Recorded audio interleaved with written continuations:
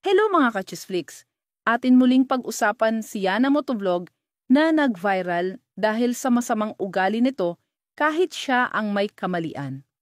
Kamakailan lang ay tila tahimik siya at post ng post na nasa ibang bansa siya. At neto lang ay nag-post na siya at nagsalita na sa mga issue at kinakalagyan niya. I know I've been quiet lately, not because I don't have anything to say, but maybe I just needed to sit with what this season is teaching me. I've made mistakes, I've been reactive, and I've learned the hard way that strength without restraint can cost you more than you think. This isn't a redemption arc.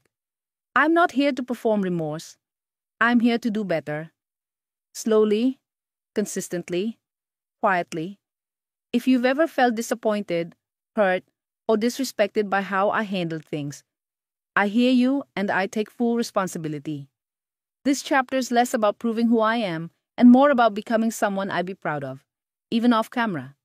I acknowledge that my actions fell short of the standard I hold myself to, and the standard many of you, especially the brands I partner with, expected from me. I'm not here to defend. I'm here to grow. To my followers who continue to stand beside me, thank you. To the people I love, my family, friends, followers of those who still see me past the noise, thank you for your grounding presence. Your faith in me never asked for perfection, just honesty. I don't take that for granted. To those I've disappointed, I understand the weight of representation, and I take full accountability. This isn't a redemption arc.